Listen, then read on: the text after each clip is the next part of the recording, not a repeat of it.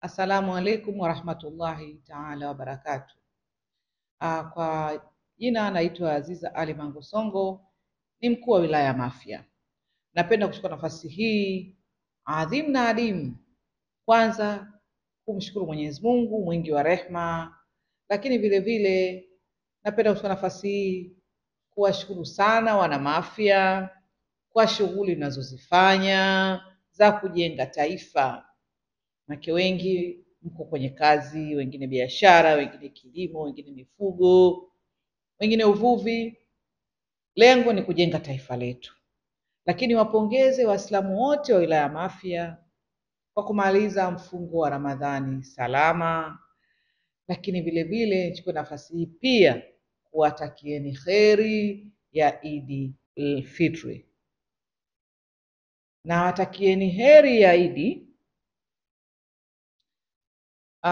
kama ambavyo vitabu, hadithi na miongozo inavyotutaka. Tunavyomaliza ya dini, tunavyomaliza kufunga, kinachofuata ni sikukuu. Zamani sikukuu tulikuwa tunaita sikukuu ya watoto.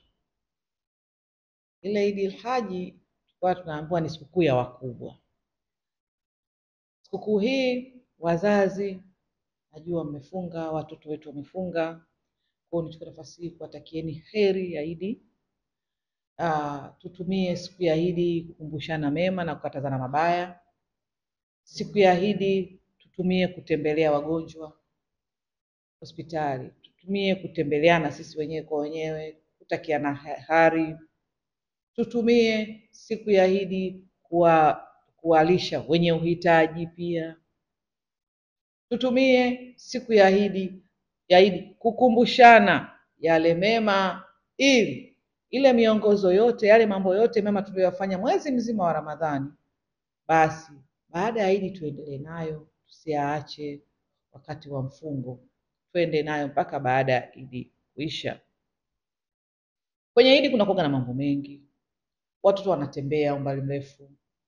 Niwaombe wazazi tusiwache watoto wanazunguka ovyo mitaani, tuwasimamie watoto wetu.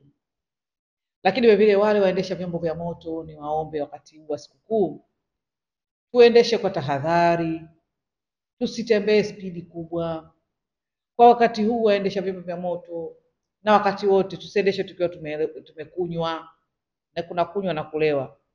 Sio umeonja ukaendesha chombo cha moto. Kwa hiyo niwaombe, na hata wale ambao wanapenda kwenda sehemu za baharini kupumzika, usiende kuogelea ukiwa umelewa, umekunywa bia 2, 3, 4, 5, 6, 7, 10, ukaingia baharini kuogelea. Niwaombe uogelee ukiwa uko vizuri, hujalewa wala nini, hujanywa, umekunywa labda juisi, maji, ingia ogelea, lakini usiogelee ukiwa umeshalewa. Kwa mimi nichukue nafasi hii kuwataka tusherekee Idi kwa amani na utulivu.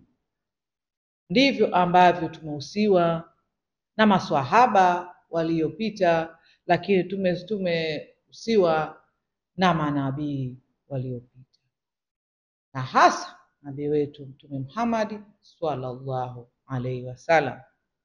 Na watakieni Idi njema, Idi Mubarak. Asanteni sana.